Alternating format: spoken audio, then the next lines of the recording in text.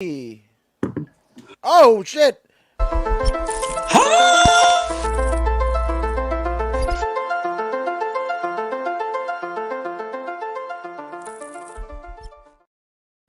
What's good, party people? This is Voodoo in the Woods. I'm a Cord in the Woods, and he is former U of MMA champion, the one, the only, the great Voodoo Maximus. What's up, my Stop. brother? Ada Day Woods. Oh, and understand, man. From dawn to sundown, Woods is on the trek. You know what I mean? Non-stop action, total non-stop action, total Yo, non-stop action. Woods hey, is the TNA of this game. He's bringing yo, it uncut, raw to the bone. You know what I'm saying? What you see is what you get. Ada Day Woods. Let's I, go. I appreciate that, but I'm not gonna hire Vince Russo and then not tell fucking Spike TV. I'm not gonna let Jeff Hardy get out there all inebriated and shit. That's not what I'm gonna do, and I'm not gonna book myself on top like Jeff Jarrett. I'm looking at you, kid. But yeah, man, I'm here. I do some things, and I talk a lot. I talk about stuff that I like to talk about, like fights. And my goodness, speaking of fights to talk about, UFC 264, headed up by two-time UFC champion Conor McGregor and the former interim UFC champion, one Diamond Dustin Poirier. Not Diamond Dallas Page, but the other, like the less charismatic. Diamonde. El Diamante. Yes, the less charismatic Diamond in the punchy, kicky, flippy stuff. So shit, man, we got a loaded card, a loaded card. But that starts off with Alan Abidovsky, Mm-hmm. right? Mm-hmm. 8-2, hailing from a man I have never seen this flag before. Me too. Where's this get? He is from Macedon- Macedonia. You Macedonia. Maced Is it Macedonia or I don't. Macedonia? Hey, it's some biblical type stuff right there, man. I remember that name from the Bible. So Ooh, he's from somewhere in the Middle East type area. I'm gonna try not to talk too much shit since you put biblical kind of implications on it. But he is fighting China's Yang Zhonghu, Mm-hmm. Totoro, Mm-hmm. right? Uh, this one is kind of weird, right? Because we got a gentleman who is 8-2, but his last two, the Macedonian, Yes. is literally 0-2 when it comes to UFC contention. Right. His last wins actually happening in Bellator. Funny Right. enough, Right. but that was a back to back in 2018. But losing to Christoph Jocko on UFC on ESPN +7 back Yeah. in 2019, and John Phillips, he got KO'd in the very first round in 14 seconds, right? And on the other side of the docket, Totoro is 3-2. He literally, this is the wildest thing. And I want to say this is kind of like COVID situation where they were just grabbing people, right? It's almost like, hey, if you're in war and you might have a missing ear already or you're deaf or whatever, the military will be like, they'll overlook that stuff when it comes into it because they need bodies. And that's the predicament that the UFC was in during COVID and Fight Island and all that jazz. So that's why Yongzong, I'm not saying anything about his fight acumen, but this dude is 3-2. We know guys that are fighting for the upcoming Lights Out Extreme Fighting card, August. I think it's August, sometime in August. That have better records than that are not in the UFC. Yeah. But Totoro figured it out. Yeah. Yeah. Yeah. Affirmative action or something. Ha! But this particular fight, I have no dog in this race, so I'll flip your coin, man. Who you want? I'm just gonna go with the Macedonian because again, Okay. I Allen. You cursed. take Allen, I'll take Yao. Yeah, so Uh-huh. yeah. No What problem. was all right? No So problem. that was pretty judicious there. I like it, man. So we're getting into the second fight on the card. We got Zalgas Zumagulov against Jerome Rivera. Now this one, the records are a little bit more definitive, right? Zalgas, I remember. I mean, he kind of wowed us. Oh nope, not in the UFC. Hmm. I remember we were like so high on this dude, right? Yeah. And then on the undercard of Masvidal Usman, the first one, Hmm. right? He Hmm. loses to Ryan Paiva in by unanimous decision, and then loses another one on the undercard of the UFC 257 Poirier McGregor 2 card, and Yes. he loses against Amir Albazi. Right. So yeah, Jesus, this is that's pretty bad for Zalgas. Now Jerome Rivera, the Renegade, is a an LFA veteran. Yep. Fought Kendrick Latchman back in January of last year, where he got a mounted triangle choke. Yep. Beat Luis Rodriguez by unanimous decision on the Dana White's Contender Series, Yep. but has dropped three straight to Tyson Nam, Francisco Figueiredo, the brother of Davidson Figueiredo, all right, and Odie Osborne, where he gets KO'd in the very first round. Again, I think even though the records are a little bit better than Allen and Yao Zong, Yes. um, this is I feel it's a coin toss. Hmm. What say you? It's a coin toss, but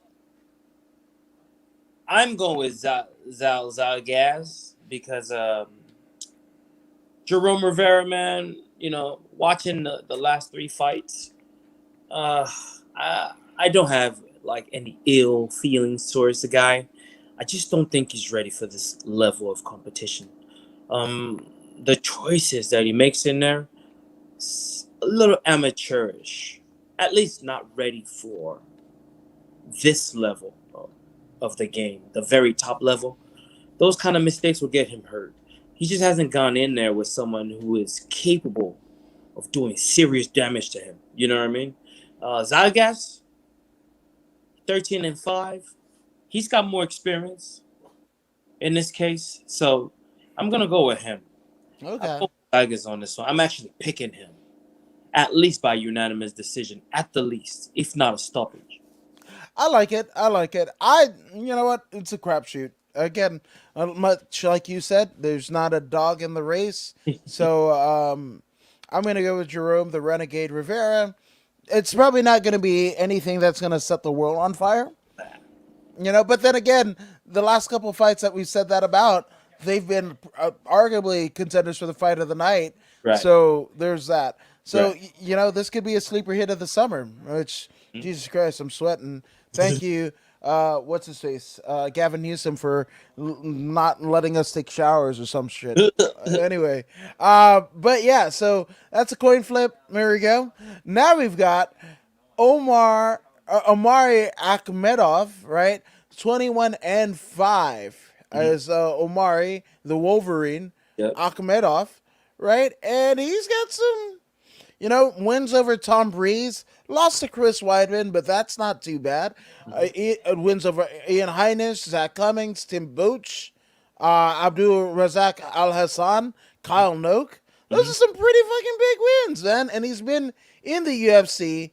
Oh God, we're going back way back into town since 2013. Mhm. 2013. This gentleman has been in the UFC for 9 damn years, right? Or eight, a shit ton of years is what I'm Yep. saying, right? And now on the other side of the docket, we have Brad Tavares, who also is a tenured veteran of the sport, but also just the UFC alone. He's 18-6, training Yep. out of Extreme Couture, right? And he's been with the promotion. Jesus, And I mean, we're talking. Oh my God, we're talking Ultimate Fighter season 11, where Mhm. he just like obliterates everyone except for Court McGee, Yep. right? Yep. Faces Seth Brzezinski Mhm. in the Ultimate Fighter finale back in 2010. Mhm. So 11 years ago, 11 years ago, we're Mhm. talking about, Mhm. right? And wins over Phil Baroni, Mhm. Lorenz Larkin, Bubba McDaniel, Nate Uh, Marquardt. that's a big win. Lorenz Larkin. Jesus Bubba Louises. win too. Yeah. Jeez. Man. And obviously, just won at the beginning of the year with a barn burner over Antonio Carlos Jr., right? Right. Where he wins a unanimous decision. I was reading Brad Tavares' last rights, right? But damn, he looked good in that last fight, right? But Omari, man, he's that Eastern Bloc, the Oh, Russian Federation fucking guy, man. Dagestan. hmm That's where that dude is from. hmm Um, He's actually a very good striker. yes, Even he though he, is. yeah, even though he's of that region, he's a Wolverine. He brings the striking, right? I mean, he's capable of submitting you, but the major thing with this guy is the striking. You know, he strikes very well. He strikes very well. So expect some decent amount of striking. But if the opportunity arises for a submission, he'll take it. If he gets in there and Tavares is doing better than he anticipated, expect double leg. Expect him to hit the double leg. He will mix it up a little bit better than Tavares. Tavares is very, very good. Don't get me wrong. Uh, very, very good. But the other guy's more experienced. You know what I'm saying? And he comes from the mountains. There's something about the mountain people. They handle an abundance of oxygen a lot better because they come from where there isn't much oxygen. So it's an advantage for them when they're down, where there's more oxygen. So he's gonna have that edge. I'll give it to him by a split decision at the least. He I, could pretty much stop Tavares. I'm with you on that one. Yeah, as good as Tavares looked, again, this is another level of like the Dagestani Mm-hmm. fighter. Mm-hmm. So I'm going with Omari as well. I don't know how it's gonna happen, but I know and Brad Tavares is probably gonna get cut up pretty good because Hawaiians don't play; they just come and fight. All Mm-hmm. Islanders really. So, yeah, it's not gonna be a pretty one. Uh, but this could also be the end of one. Brad Tavares is running the promotion should he lose, or even if it's just an unimpressive fight. Yes, yes. Unimpressive. I mean, they have so much to choose from, man. Tavares has been in there for quite some time. He's no spring chicken anymore. So if he goes in there and he has a lackluster performance, then they could very well cut him. But if he goes in there and he shows that Hawaiian heart, you know what I'm saying, that Max Holloway type heart, that BJ Penn type heart, you know what I mean. So if he goes in there and he does that, they'll be more than willing to throw him at another match later on. Something that fits him or something that they feel will make a good fight. Him and someone else, but he's got to perform. That's the key. No, that's the key, man. Hopefully, he finds the lock to to kind of fit the key in. Good God, what's wrong with my words? I don't know. I don't know. But we have a pretty anticipated fight on the prelims of Jennifer Maya, Mhm. 18-7-1, going against Jessica Evil Eye. Now, Jennifer Maya, obviously from the famed Shoot Box Academy, right? Mhm. Lost to Valentina Shevchenko in the title fight, on the undercard of the Davidson Federado Alex Perez fight, Mhm. right? But, in route to that, she beat Joanne Calderwood via first round armbar, lost a unanimous decision to Caitlin Chukugian, who wins over Roxanne Modaffari, Alexis Davis. Just saying, Jennifer Maya is a badass, right? But Mhm. also a badass is Jessica Evil Eye. Remember her, 15-9 and 0 essentially, but she was one of the many female fighters that fell prey to Mhm. one Ronda Rousey when Ronda Rousey was just pretty much killing everything, Yeah. right? Armbarring everyone, right? So here we go.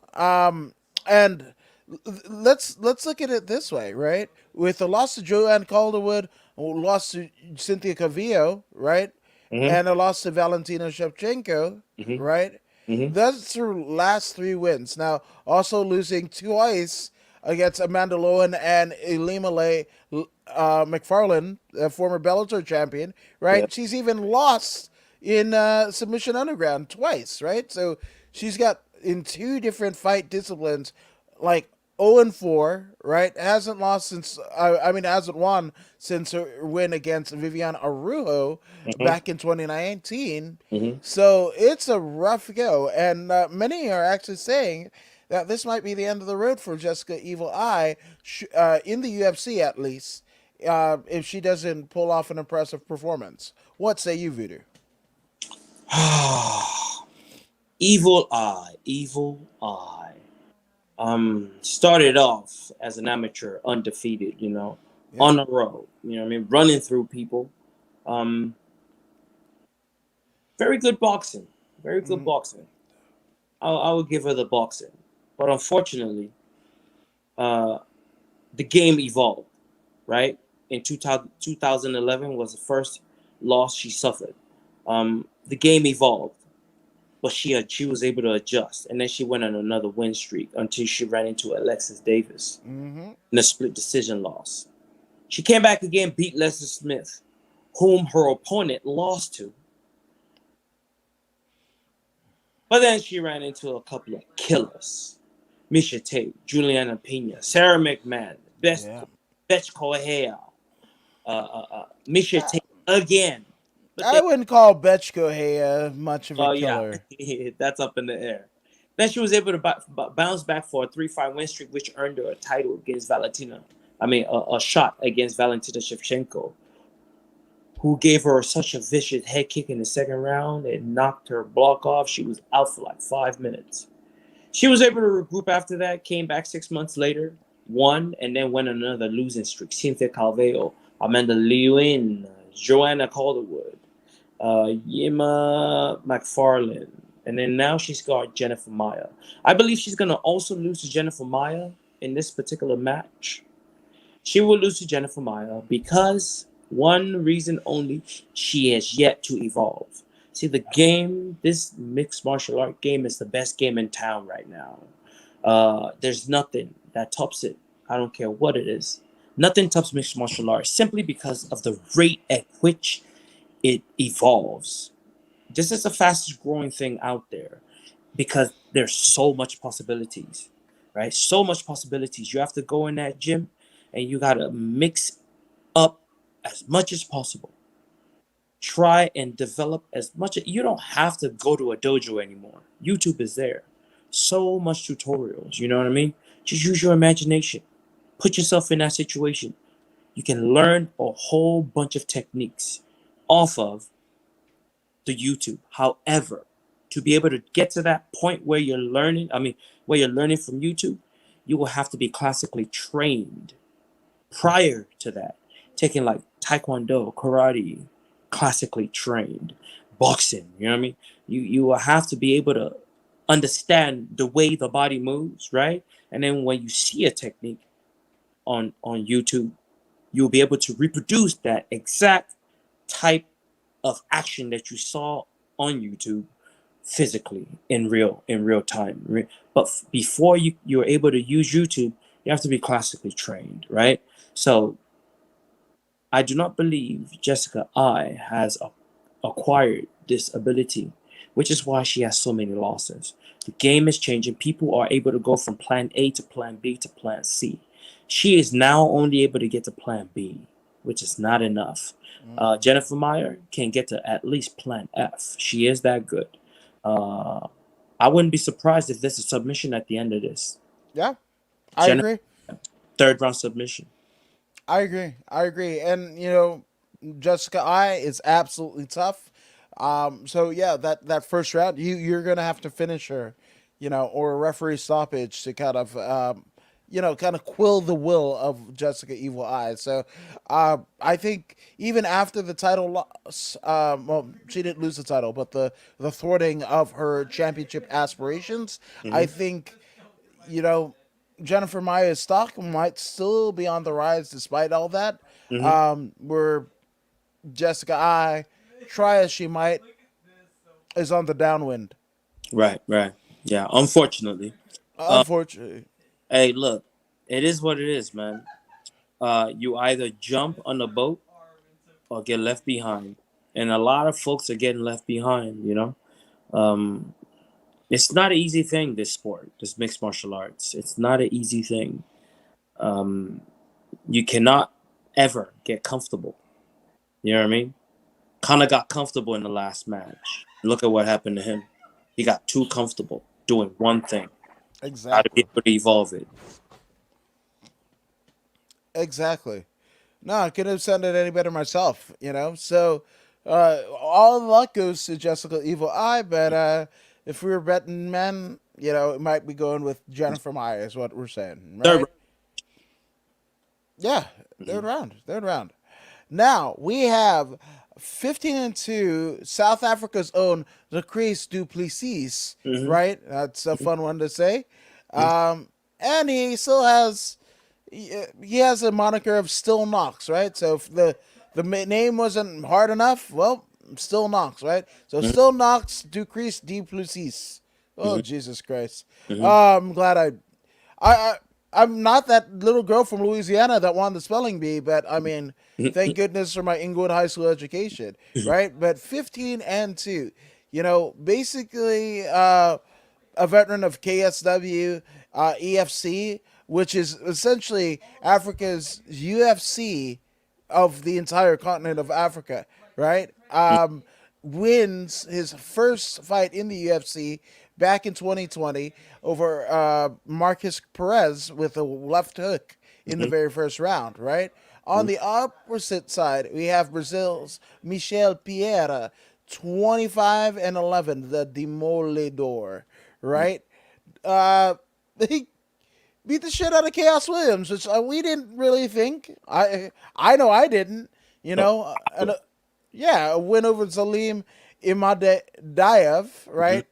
In 2019, 2020. I'm sorry, September 2020, Mm-hmm. right? So he's on a two-fight win streak, Mm-hmm. whereas Ducrease is pretty much. I mean, he's shown out in his UFC, kind of what is it, introduction, Mm-hmm. sporting a 15-2. So, how do you think this goes?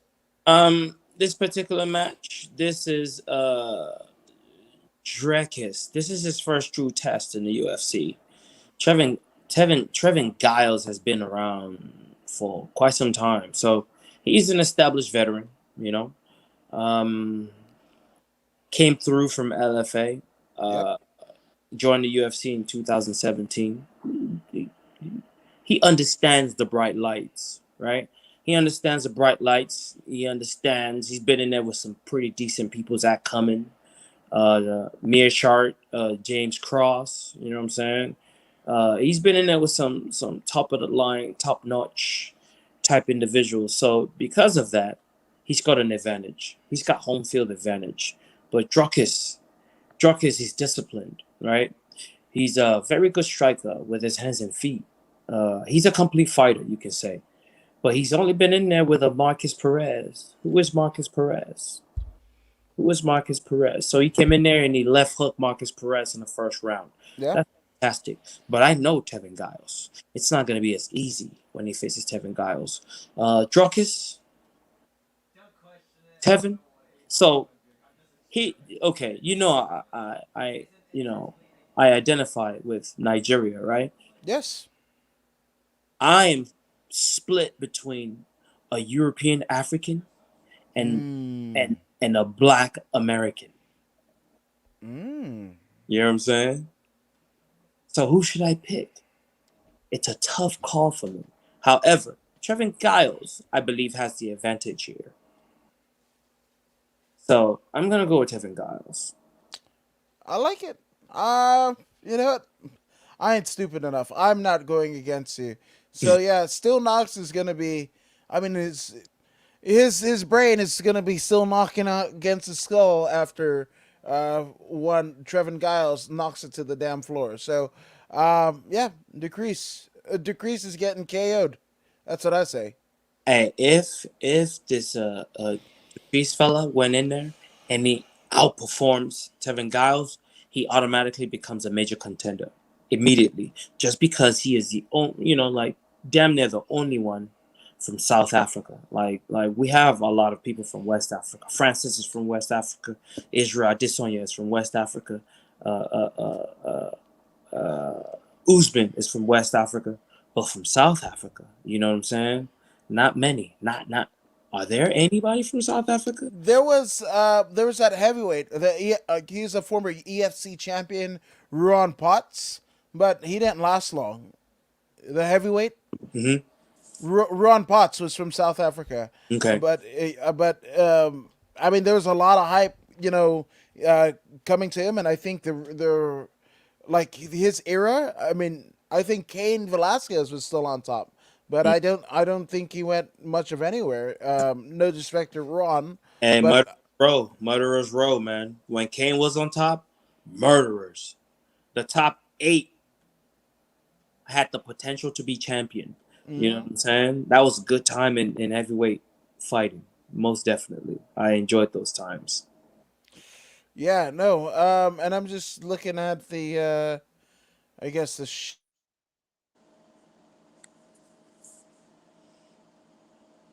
It looks like we have Ryan Hall and Ilya Tupuria. Ilya Tupuria. Ryan Hall is quite an incredible young man. He is known as the Wizard. When we think about a wizard, what comes to mind? A wizard is someone who does magic, right? Black magic, if you may. He came into this sport on a loss, a unanimous decision loss. But then, I don't know what happened. During that match, Ryan Hall figured something out, in which led him to multiple uh, uh, wins. And then he ran into Saul Rogers. Saul Rogers was able to defeat him. In the defeat, he learned something else, and because he came back and he beat Artem Lobov, Gray Maynard, BJ Penn, Derek Elkins. The man cannot find oppositions. People do not want to get in there with him because he is an extremely talented grappler. He's unstoppable in his division. He stops everyone.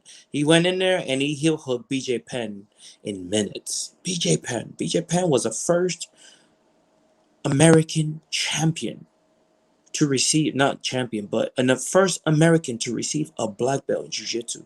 You know what I'm saying? So he is top of the, and actually he did it in 6 months. Not the first to receive a black belt, but the fastest to receive a black belt in America. So BJ Penn is no pushover when it comes to, you know, jiu-jitsu and grappling. But this fella was able to go in there and stop BJ Penn. But Ilya Topuria has a whole lot of work on his hands. Ilya is a very good fighter, El Matador. He's very light on his feet. He moves pretty well. He seems to be undefeated so far, right? He is undefeated. He started his career in 2017, and he has been undefeated ever since. It seems he likes to fight once or twice a year. Yeah, twice a year. Twice a year. 2019, twice a year. 2020, twice a year. Now it's 2021, and it's Ryan Hall in his path. He is able to win by punches. He's able to win by submission. He seems to be a complete fighter. But the question is, will he be able to keep Ryan Hall off his feet? Because if Ryan Hall gets a hold of his feet, it's going to be tough getting Ryan Hall off. Because Ryan Hall, I mean, once he has a hold of you, he's got you good. And he's going to finish you.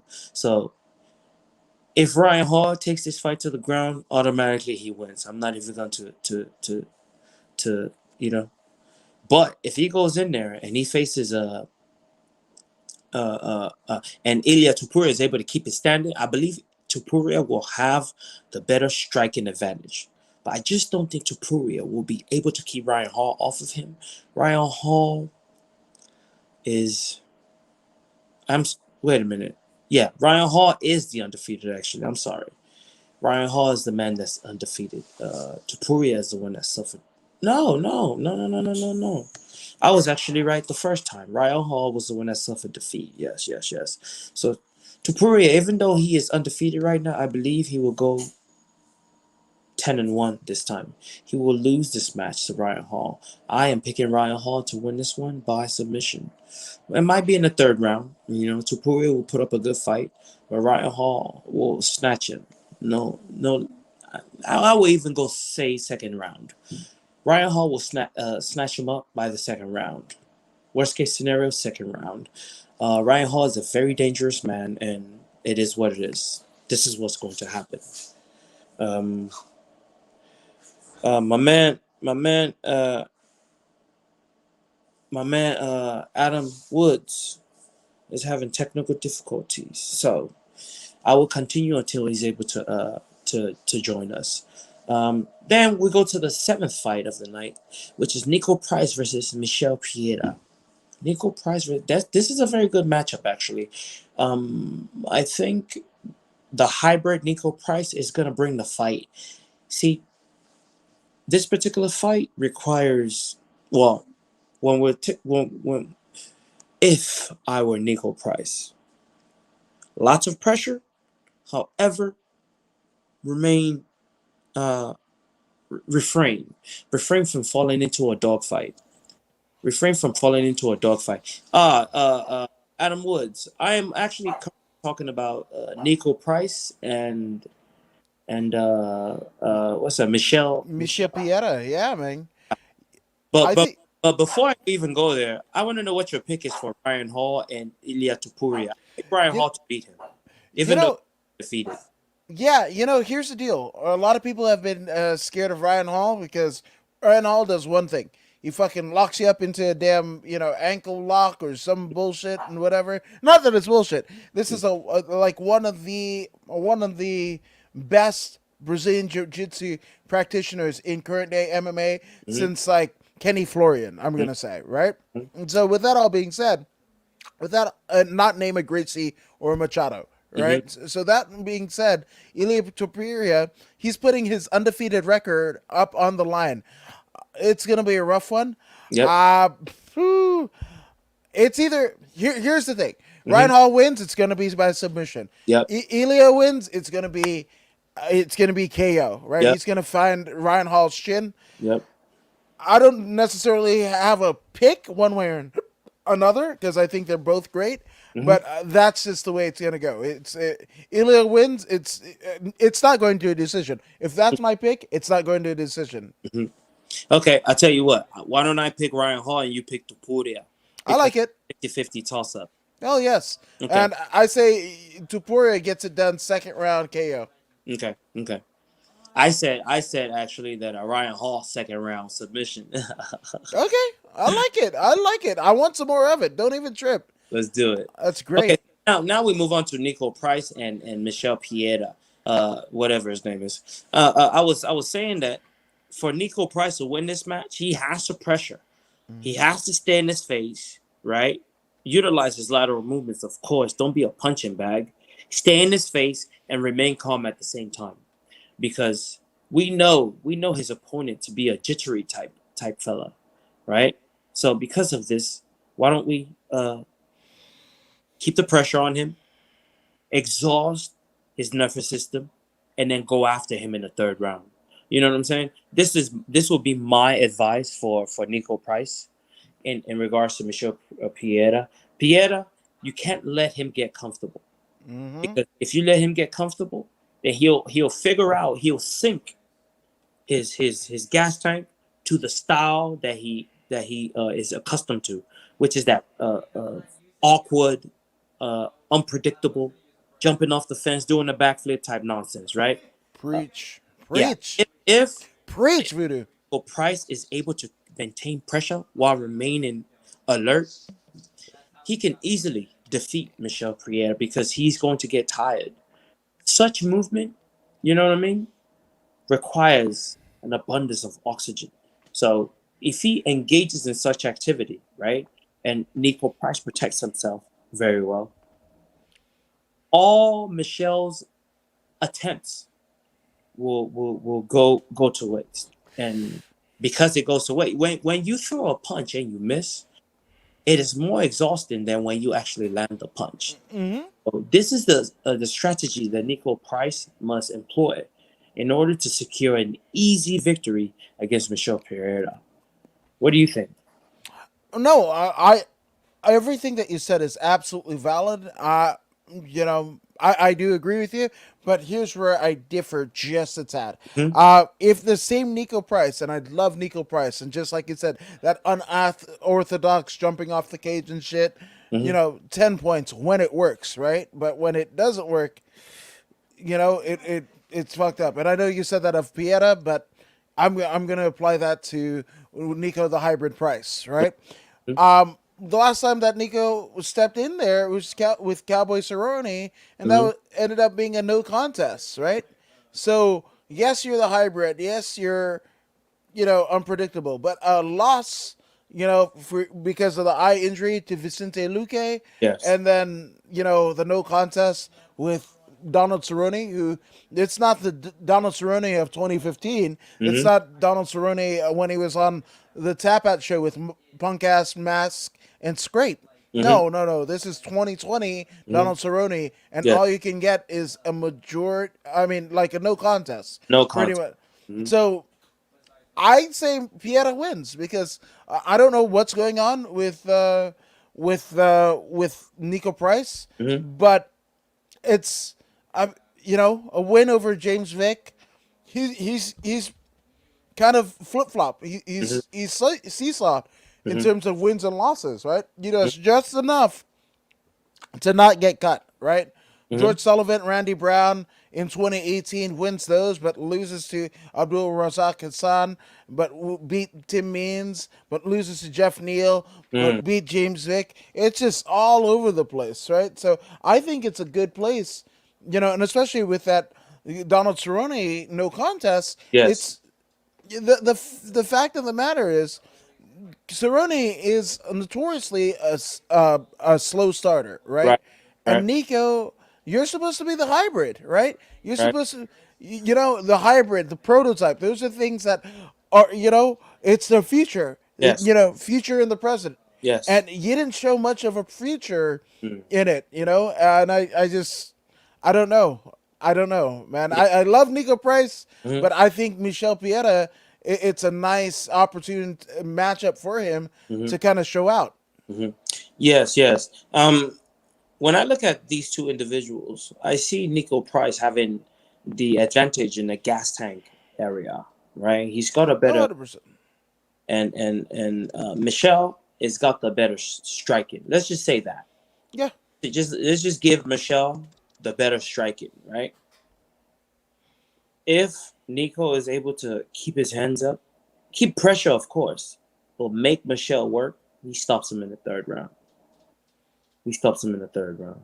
But Okay. it's a 50-50 toss up type match for us. So I will pick Nico Price and you pick Michelle. Yeah, I'm with it. That works. I'm totally with that. That's judicious. I like it. That's You what's up. know. So up next we have Max Payne Griffin against the natural born killer Hmm. Carlos Condit. Hmm. I mean, I could give you Carlos Condit's kind of resume, Hmm. but why the why the fuck? The guy is a. I mean, I don't. When he decides to hang it up, if he's not in the UFC Hall of Fame, I don't know what the fuck you do. Because this guy is amazing, right? But on the other side of the docket, we have Max Payne Griffin, right? Two straight wins against Ramiz Barhimaj, right? Where he elbowed him in the ear, Yep. Yep. right? The Yep. Keenan Song first round KO, right? But, before that, losing to Alex Cowboy Oliveira, Alex Morano, Hmm. Alex Squirt, he loses to. Mm-hmm. Win over Salim Imadayev, right? And Mm-hmm. then, but losing to Thiago Alves, Curtis Molinder. Mm-hmm. Whoo, man, so that's Max Payne Griffin. But, if we're getting into the Natural Born Killer, that legendary career that is 32 and 13, man, this dude wasn't he cranking it out of the WEC, former WEC champion, I want to say, Better believe. right? You better believe it. Carlos, Yeah, hey, the natural born killer, Carlos Condit. He was one of those type of dudes that was the first hybrid, the first complete fighter.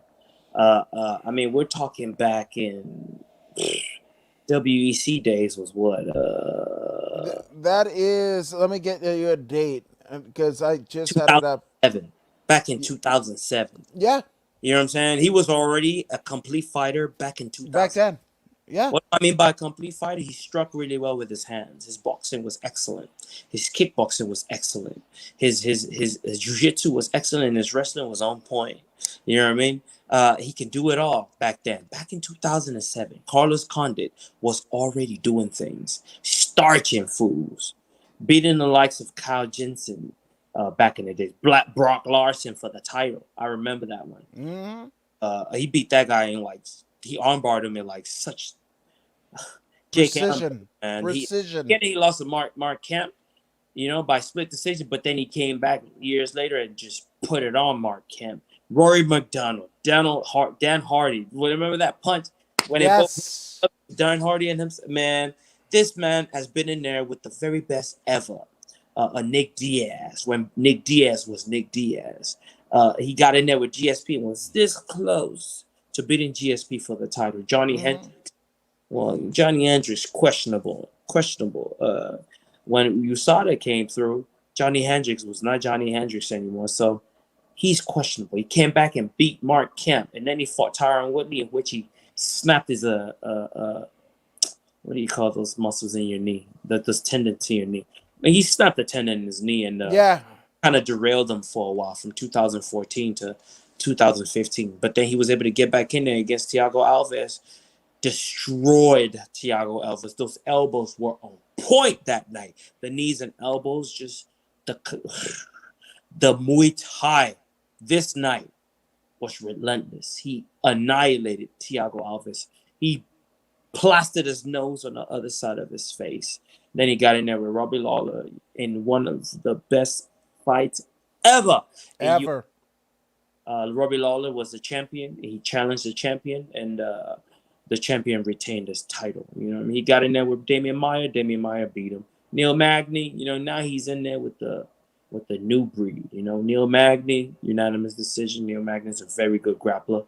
Alex Oliveira, was able to get that guillotine choke on him. Mike Chiesa, as you can see, Neil Magny, excellent grappler. Alex Oliveira, excellent grappler. Michael Chiesa, excellent grappler. The younger, stronger grapplers is a hard thing for him now because he is an older fella. He's like 38, 37, 38. 37. 37. There you go. But then he's been back since 2020. He beat Court McGee. He beat Mike Brown. He beat Jake Hellenberger in the grappling match. Now he's got the young Max Payne. Max Payne is very, very good. Max Payne has recently become a complete fighter. Max Payne, Yeah. uh, uh, uh, uh, I believe he's on a 2-fight win streak. He, the way I look at the names of the people he fought, and I'm not really impressed, right? However, um, the way he won was what impressed me. The way he mixed up his grappling and his striking, he's figured something out about himself. He's learned something new about himself. I So agree. I if I was agree. a betting man, automatically, because of his youth, I would pick Max Payne. Based on Mm. what I know of him right now, I would pick Max Payne. But I've been riding with the natural born killer since day one. Carlos Yeah. Condit. I would never ever pick against Carlos Condit. So I'm going with Carlos Condit to win this one by split decision. Yeah, I'm feeling that too. I'm feeling that too. Because he looked so good against Court McGee. He Yes. looked so good. Yes. Like you're like who the? It's just like Strickland. And I'm not talking about that Orlando Sanchez fucking deal at Ruka. I'm not talking about that. You know when Strickland came back after that 2 year sabbatical, and you're Mm-hmm. like, who the fuck is this? Mm-hmm. That's how Carlos Condit was, man. They beat the shit out of each other, and that Carlos Condit fucking faces Max Payne Griffin. Mm-hmm. Max Griffin, for all that he is great, if, like you said, he's developing into a complete fighter, Mm-hmm. he's gonna have fucking problems. So Mm-hmm. I too am going with the former UFC interim champion, Carlos the Natural Own Killing Condit. Man, that legend. You reserve that right to get picked all the fucking time when Yeah. you put on the performances that you have, Carlos Condit. So Carlos, I old, unathletic. He's a hard worker though. You know what I yep. mean? He Mm-hmm. didn't get here with athleticism. If you look at his frame, if you look at the way he walks kind of goofy. But you get up in there with him, get up in that cage, and watch him slice you up with elbows. Mm-hmm. Things that you've never seen before. Yeah. Ask George St. Pierre. Yes. Ask Nick, Tell him. ask Nick Diaz. He hit Nick Diaz with one of those cool shots. Nick was like, "Oh, we doing spinning shit now?" Yes. That was it. That was the fucking fight. Oh my god. Yeah.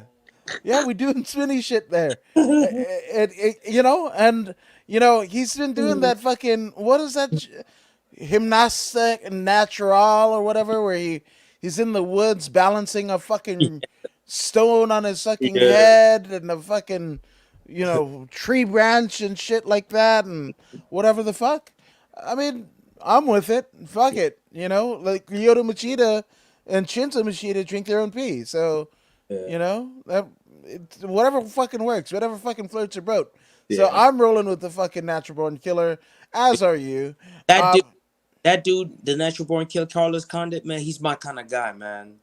That's the kind of dudes that I like right there, man. He's all about the art. He's all about the art. When you watch him fight, you can see in the striking that he is a believer in technique. Everything he does is crisp. You will never ever see a bullshit, excuse my language, no, bullshit technique out of Carlos Condit exactly. ever. You will never see brawling type tactics. You know, No. we just no. He is a scientist. Remember, Yes, yes. remember that movie, Doctor Giggles? Fuck, that dude is Dr. Javango or whatever the fuck. Without the fat ass fucking, what's his face? Hey, impeccable timing, impeccable precision striking. The dude is on another. Max Payne is gonna have to take this fight to the ground if he wants to win. Yeah, and when have you ever seen Max Payne go to the fucking ground? If he goes for the takedown, if he goes for grappling, I believe he's got the speed to get in. He's got the speed to get in. He's just got to make sure he doesn't get submitted because Carlos got the skills to submit him. Yeah, that's But what I'm saying. Isn't he a black belt already? He should be. Carlos is a black belt. You better believe Yeah. he's been a black belt. I'm telling you, man, he was a complete fighter back in 2007. Yeah, buddy. One of the first complete fighters out there. In Yeah. 2007, he was already doing things, winning in all. He was already a complete fighter. He had already accomplished the art of boxing, kickboxing, Muay Thai, which is his real base, right? Jiu-jitsu and wrestling. Back in 2007, he was already doing things. It's just that he's not an athletic guy. He doesn't have fast twitch muscle. So everything he does has to be technically sound so he doesn't get hurt. You know what I mean? No, I fucking know exactly what you mean. So yeah, that's a consensus pick. Split decision, natural born killer. Mhm. You reserve the right. So I'm with it. Uh, but now we are in the fucking main card, right? We Mhm. have Sugar Sean O'Malley Mhm. again, 13-1 Mhm. against Chris, the newcomer, Chris Montino. Mountainho. Yes, that's him. Moutinho. Mountain Moutinho. Moutinho. Yeah. I think he's Brazilian American. Okay. I Moutinho. I like it, man. So this dude, it's funny because like he he was talking at the press conference today, Uh-huh. and he was speaking life, man. He was saying, You know, he's beaten a bunch of tough guys, and he would, even without the short notice, he believed in his heart of hearts Mm-hmm. he would be at this level, being called by the UFC. And look at it, man. He's faced. I mean, even though it was a loss, but to Tony Gravely. Tony Mm-hmm. Gravely is in the fucking UFC right now, right? Mm-hmm. Looking pretty damn impressive. Johnny, friend of the According to Woods show, Johnny Cupcakes Campbell. And let me tell you about Johnny Cupcakes Campbell. In Mm-hmm. his fight before his fucking Bellator fight, well, guess what? He had his fucking rear ear ripped off, and he was trying to tell the fucking referee, "Don't stop the fucking fight." But his cauliflower ear was literally hanging off his fucking head, right? This is the same Johnny Campbell who they brought in as a tin can to Bellator, and he beat arguably one of the greatest fucking fighters that they have. Jesus, who is it? Henry Corrales. He Mm-hmm. Oh, fucking yeah. finished Corrales. Right. What a badass! And again, friend Henry Corrales, right? But fuck, he fucking finished Henry Corrales on short notice. Mm-hmm. Mm-hmm. Fuck yeah, man. I'm with it. And it was just announced for Cage Warriors, right? The preeminent UK MMA promotion. Cage Mm-hmm. Warriors sets down in San Diego, I believe, end of July, early August. Well, guess what? Just announced Johnny Campbell versus former UFC flyweight title contender Wilson Hayes. Ooh, Yes, right? And this, I like this. yes, and it's that Johnny Campbell that Chris Morano was in there with. This Mm-hmm. is a never say die guy, right? Wins over Jesus Christ. Like I said, Tony Gravely, Johnny Campbell, Mm-hmm. right? And yeah, he's been in there with some awesome dudes. Finished somebody literally a little over a month ago at CFFC via triangle choke. Um, on the undercard of John Gotti the third, Mm-hmm. right? CES. Mm-hmm. He got a win over Akesh Ajim, right? Mm-hmm. So he's got KOs. He's got unanimous decisions. Every way that you could win as a mixed martial artist, Mm-hmm. Chris is here. Now, obviously, with Sean O'Malley's antics, total disclosure, I'm not too much of a fan of. I just don't get him. Whatever, right? I think we were kind of talking, off air. I really feel that Chris Montijo is a fucking star. The fact that he was, your first fight, right? You were just fighting at CFFC, and no Mm-hmm. disrespect to John Morgan and CM Punk, who are this commentators of Cage Fury Fighting Championship, right? No disrespect to them. Those are big names. I mean, John Morgan kicked off this UFC 264, you Yes. know, press conference, with his answers, and that's who you go to. And Right. obviously CM Punk, who just had his loss to Mike Truth Jackson overturned to due to Illinois' kind of bullshit laws. Right. But Right. yeah, well, right. Mm-hmm. But here we go. He is in press row in the UFC on a short notice, and he didn't look off. He wasn't. He wasn't. What is it? Jittery. He wasn't scared of the fucking cameras. This is somebody that really believes he was meant to be here, and I think he's going to show that against O'Malley. I think this is going to be an amazing fight. I will actually say this might be, fight of the night contender. And the reason why I say this, remember the last time that we had like a kind of short noticey fight? I don't know if it's the last time, but the most prominent and prolific one to me is when Joe Soto, Bad Mofo Joe Soto, right? Well, he was on the undercard that night. Unfortunately, Henan Barao, the UFC bantamweight champion, had fallen off. No, yeah, it was TJ's defense, right? Yes. So Yes. he had fallen off, right? And then Uh, Soto came in on short notice. and it went to a fucking decision. So on Mm-hmm. any given fucking night, anybody could be the best in the world in what they do, right? That's what I love about MMA. You could be a fucking guy who trains at an elite gym and whatever, and just a cog on the wheel, or you could be somebody like Connor, right, who has a team built around you, and that's it. And I believe Paulo Costa is like that as well, right? The entire training camp is all about them.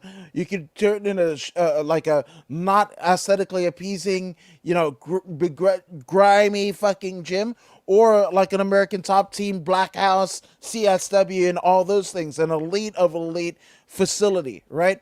A world champion can come out of anywhere, and I think Chris is going to show you exactly that. Yes, yes, yes, yes. I believe this kid, this Chris kid, is affiliated with the Diaz brothers. I believe I saw somewhere Nate Diaz saying my homeboy is gonna be fighting Sean O'Malley. Uh, Oh shit, yeah, I that's think even better. it with the Diaz brothers. You know the Diaz brothers, man. Yeah. They're not one of them type of dudes that'll shoot for the legs in like 15 seconds or anything like. They're trying to scrap. And if you hang with the Diaz brothers, there's a good chance you're a scrapper too. So this kid Chris, I believe, will bring his A game, his first opportunity in the UFC. This fight would determine if he comes back to the UFC. Unfortunately, he's in there with a sniper and Sean O'Malley. Win or lose, if Chris comes in there and he performs and he gives the fans an entertaining match, I guarantee you, you will see him again. They will give him a fair shot. But if he comes in there and he starts shooting immediately and he wants to grapple and all that, I believe we won't see this fella ever again in the UFC. Perhaps maybe when he's further developed along the way. But I don't think we will see him immediately after that. Sean O'Malley is on his way to the stratosphere right now.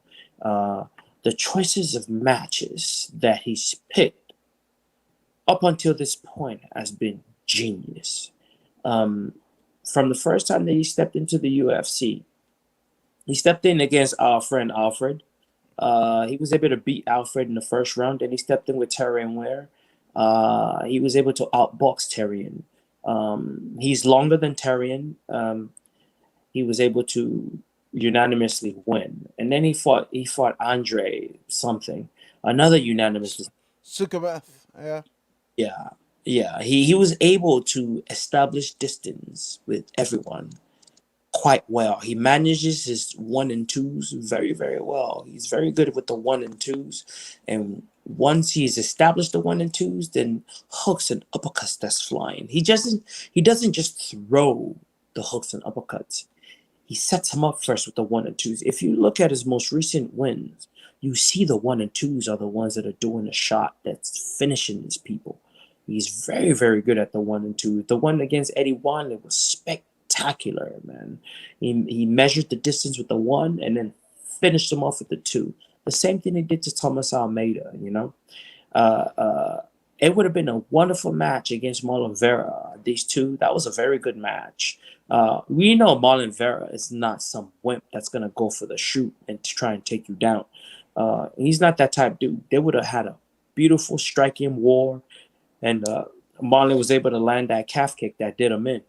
But he went in there against Thomas Almeida and he showed you again why he is the next up and coming superstar in the UFC. Sean O'Malley is on his way following Conor McGregor's blueprint. Finally, someone is humble enough to follow the script. Why reinvent the wheel? The wheel, someone already did that thousands and millions of years ago. The wheel is something that is already established. Why try and create another wheel?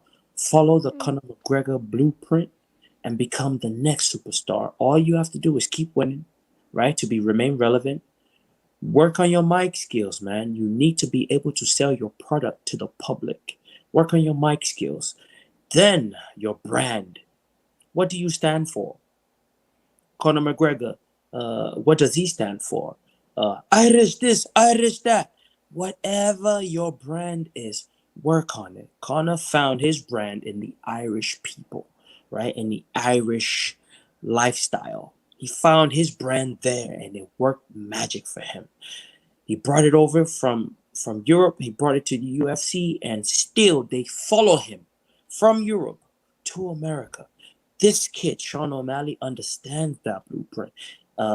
People say, "Hey, Sean O'Malley, you are trying to beat Conor McGregor." No, stupid, you retard. I excuse me for saying that. I'm just so upset at someone saying you are trying to be McGregor, where clearly he is not. McGregor doesn't have colored hair.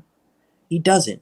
He is just following the successful things that McGregor has been able to do. He is using that and he's bringing that over to his game and he is becoming successful as a result of it. The man is opening a McGregor card. He is very new to the UFC and he is already opening the greatest card. You know what I'm saying? When McGregor fights, understand this is the highest grossing fight or pay per view. It is clear. There is no discussion. No discussion. Anytime he fights, it's going to be the highest grossing card. We know this. No one else comes close. We're not even going to have that argument. There ain't no argument. It is what it is. The numbers are what they are. So this kid recently off the contender series. You know what I'm saying? He's recently off the contender series, and now he is in a McGregor main event card.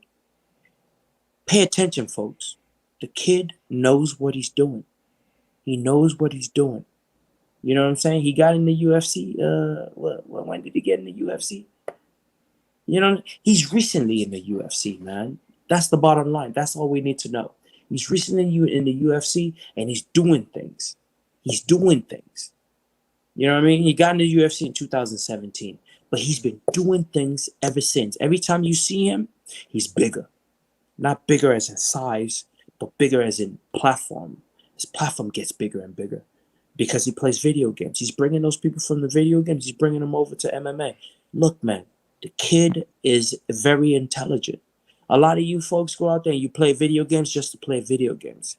Do something with your. If I knew how to play video games, I would use it. I would use it as a promoting factor in my career. I would use it, but I don't. Damn right. I'm not good at it. You know what I mean? So the kid understands this is something that I'm good at, and I'm gonna use it, and he's using it. And look at him right now. He's on a McGregor card. His opponent fell out. He said, "Hell no, I'm not getting off this card. Find me another fighter." And this kid, Chris, stepped up and like, "Yo, I'll fight you." Shout out to Chris, of course, but I'm going for Sean O'Malley to tattoo this young fella. Tattoo him because he's got reach advantage. Whenever he has reach advantage, usually, man, it's a no contest. So I'm going with Sean O'Malley to stop the young man in the third round. Strikes. I'm going with what Chris said. Second round KO Okay. for Chris. Okay. There we go. It's gonna be interesting. It is. It is. And I would like nothing better for Chris to get some of that McGregor money. yes, You deserves it. know, yeah, absolutely. So there's that. You know, so yeah, we're kind of I don't know. We got difference of opinion. I'm not saying that anything that you said about O'Malley is wrong. I just think after the Casey Kenny thing, Mm-hmm. I don't know. You know, Cosby just got out, so I just can't. I can't get with any of it, any of any of that foolishness. I feel you. Yeah, Totally yeah. feel. I totally feel you. But Not, I'm happy that you called the first fight of the night there in that particular match because it is going to be high performance like that. yeah. Most definitely going to be high performance. I Yeah, go ahead. I know. I just think they're both hungry. Like O'Malley again. Like, even though he's not my cup of tea, Mm-hmm. right? That doesn't mean I disrespect any of his skill set or any of the tact or things that he brings to the table. Mm-hmm. He's beaten Alfred Kishakin. He's beaten Terrion Ware. These Mm-hmm. are how can you outbox Terrion Ware? Tearing well, right? Yeah, Right. like That's what it is. not many people can say that. No, So that's it. I just man, it's gonna be fucking fun. I like I said, first fight of the night right here. I mm-hmm. think. Definitely. I totally agree. Yeah. So Man, speaking of like things to be agreed, I agree with the matchmakers of the UFC with this one because we've got Mexico's Irene Aldana against Yana Foxy Yeah. Nutskaya. Wow, that was fun to say. Good Right. God. But Yana, former Invicta FC veteran, Mm-hmm. winning over Julia Stolorienko and Ketlin Vieira. Mm-hmm. Both of those unanimous decisions. Um, Unanimous decision over victory over Marion Renault, Lena Mm-hmm. Landsberg. Lost to Chris Cyborg, but I mean that's Chris Cyborg, right? When Cyborg was on top. So I mean, a pretty good record for Foxy Nutskaya. Now on the other side, we've got 12-6, Irene Robles Aldana, and she is coming off of a pretty good. I mean, it was a loss to Holly Holm, but again, it's Holly fucking Holm, right? But before that, also a win over Caitlin Vieira, but she did what Yana Foxy couldn't do, which Mm-hmm. is finish Caitlin Vieira, right? And she does it in the very first round Yes. of the undercard of the Colby Covington Kumar Usman fight Yes. in 2019. Beat Vanessa Mellon by unanimous decision. Lost to Raquel Rocky Pennington, Mm-hmm. but beat fucking Betch Correia and sent her back in from the UFC with that belly down armbar, right? So with that all being said, ooh, Jesus, I know that it's rough where Foxy Kutsnaya comes from, right? It's tough, right? Mm-hmm. But Jesus, Irene comes from Sinaloa, like of the Sinaloa cartel. Mm-hmm. Mm-hmm. Trains at the Lobo MMA, right? Guadalajara, Guadalajara. Yeah, I am going with Irene. Like, not even it's not even close. Especially after seeing what Alexa Grasso did in her last outing, how Yes. good she's looked. Paulina Vargas is there. Mm-hmm. Yeah, man, I'm going with Irene. Okay. I totally understand why you are going with Irene. Um, I'm going with Yana Kuniskaya on this one. Now, I'll tell you why. Okay. Yana Kuniskaya is the one that goes out with that hammer guy from the 205 division with the hammer on his chest. Oh God, Thiago Alves. Yeah, yeah. Is it Alves? Thiago Alves? Yeah, Thiago. It's Thiago something, right? Something. Well, that guy with the hammer on his chest.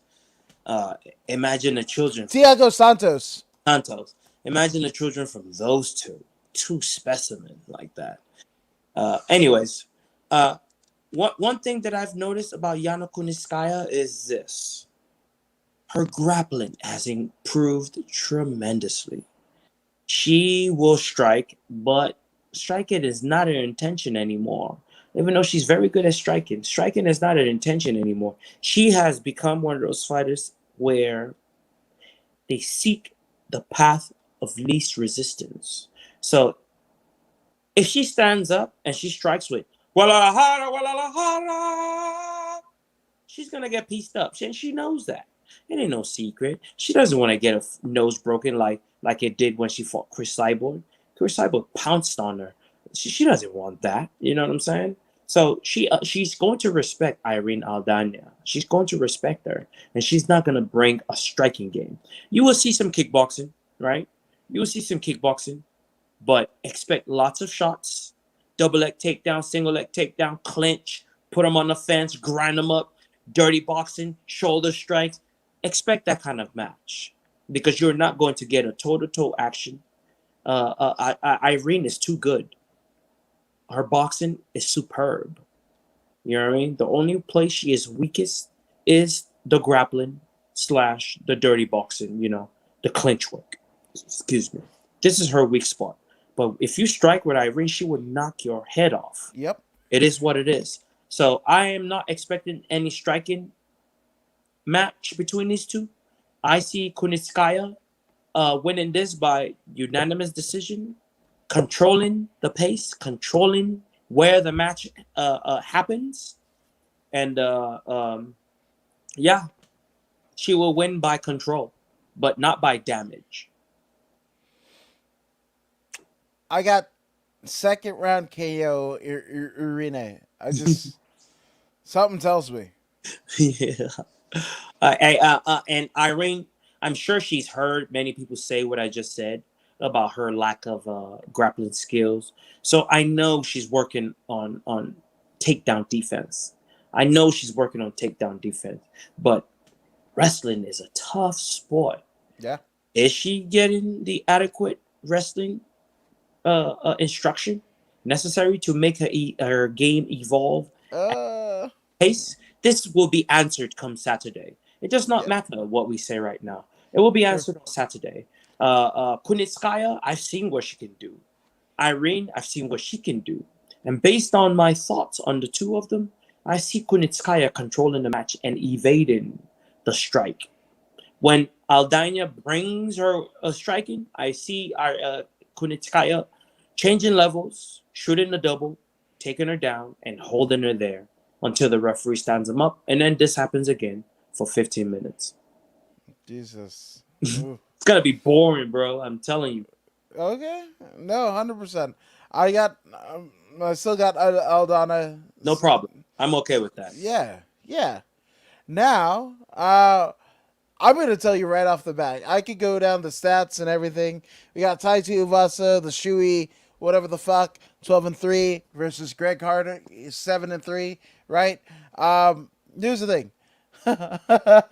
I mean, if this thing lands in a double KO, I wouldn't be mad at it because this motherfucker has set Taito Ivasa has set Polynesians back literally fucking 1,200 years by thinking we just fresh off the boat, fucking drinking and spitting in shoes with beer and whatever the fuck, and drink everybody else's spit and chew and oh fucking gross. That's fucking gross, dude.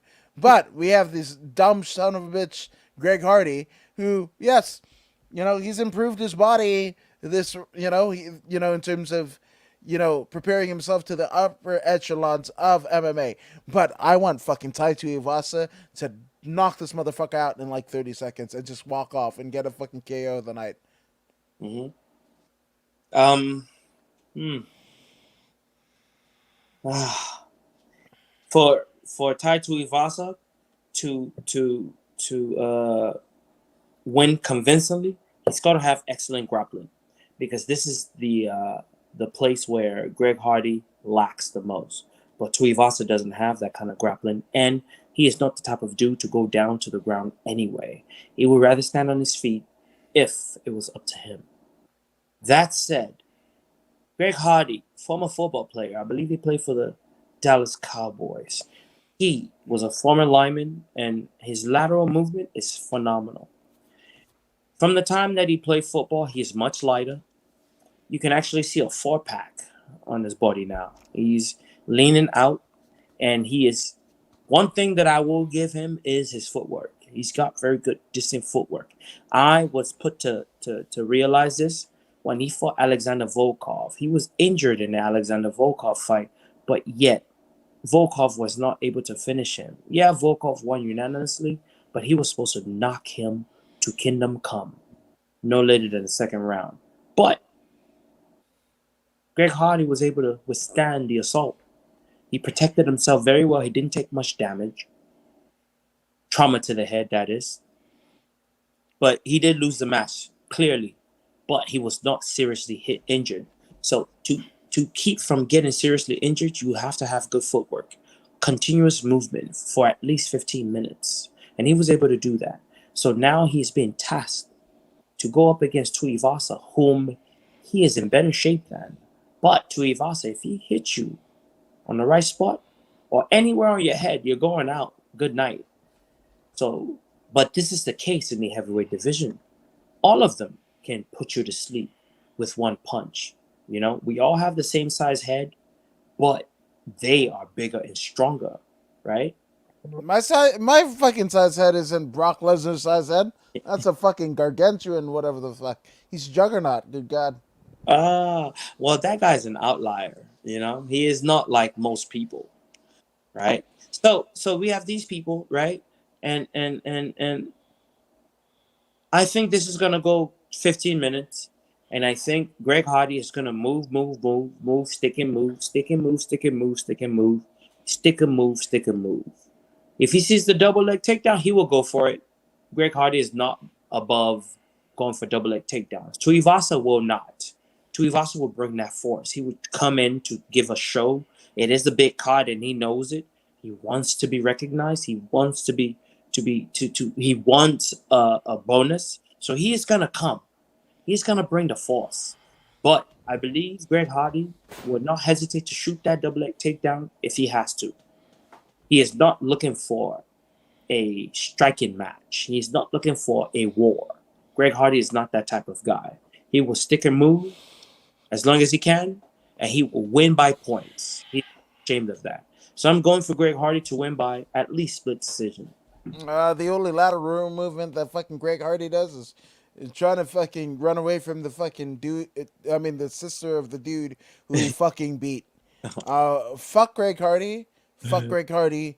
Fuck Greg Hardy. His whack ass tattoos, his shit hairstyle, and his questionable fucking, I don't know, takes on fucking beating the shit out of women. Fuck him. Fuck him. Fuck you, Greg Hardy. Hey, Never forget. anything he's doing personally, I can't call. But that fighting skill against Tuivasa, I gotta say in that. That motherfucker gonna be like, fucking Barry Horowitz. That motherfucker gonna be staring at the lights and shit like that. He's gonna be like Brooklyn Brawler. He's gonna be. Give me some jobbers. He's Jake. I'm going AWA. Jake the Millman. Fucking yeah. George Strack Iron Gadowski. That guy that used to pat his back. Yeah, Barry Horowitz. Fucking Yeah, Barry Horowitz. that guy. Yeah, that motherfucker's gonna be Barry Wait, Horowitz. a referee? Huh? Didn't he become a referee? No, never. Oh. Yeah, yeah. So fuck Greg Hardy. Tai Tuivasa is gonna knock him out in 45 seconds. I wouldn't count him. I wouldn't count Tuivasa out in regards to knocking him out in 45 seconds. He is capable of doing that. He is a lethal weapon. Not Steve Blackman, but yeah, rave with the fucking sticks, man. So now we are at. Wait, you said Greg Hardy for the win, right? So yeah, we Mhm. are at the main event of the evening. Main event. Co-main One of event them motherfuckers. of the evening. Yeah, That's that's it. So the co-main event, yeah. right? It's Gilbert Dorino Burns, 19-4 and 0 against Stephen Wonderboy Thompson. Gilbert Burns, 19-4, former multiple-time Jiu-Jitsu world champion, beat Rafael Lovato, right? The former Bellator champion, right? But lost to Kamaru Usman in terms of his UFC title opportunity. It just gets bumpskis, but wins over Tyron Woodley, beat Damian Maya, KO's Day Maya, right?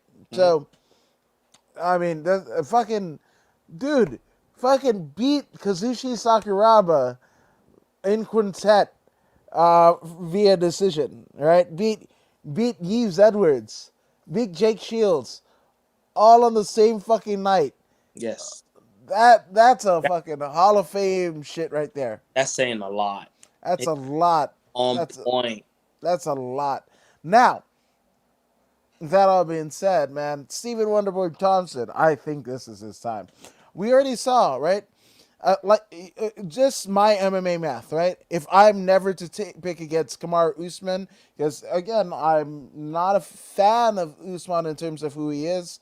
All the shit that Colby Covington, said about him is absolutely fucking true. That's it's line to kick it. My goodness, right?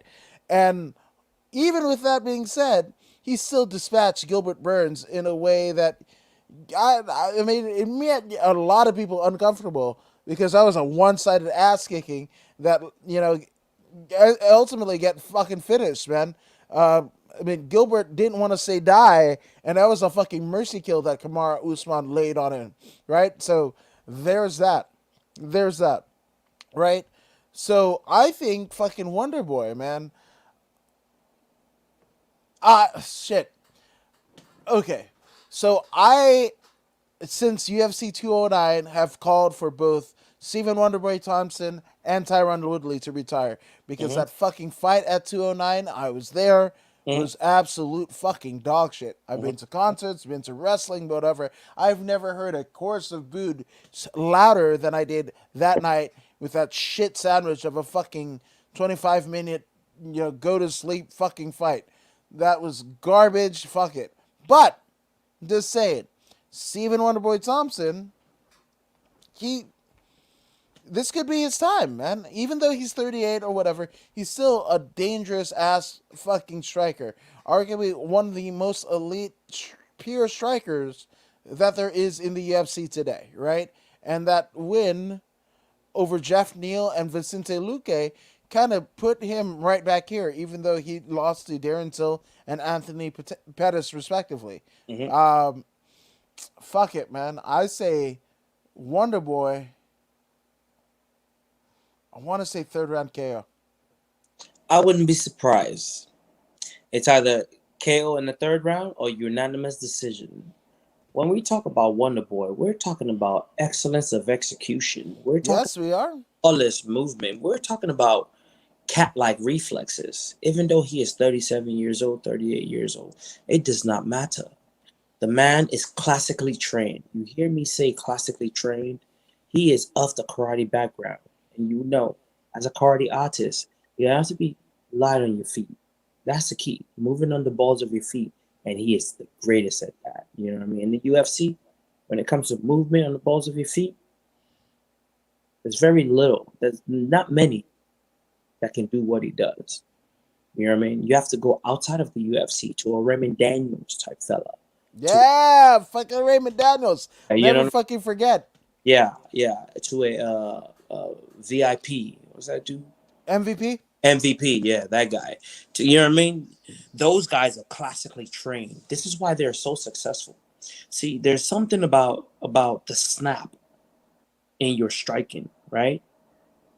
The boxers understand the snap. When you see their punches, when it's executed like a Floyd, when you see him punch, you see the snap.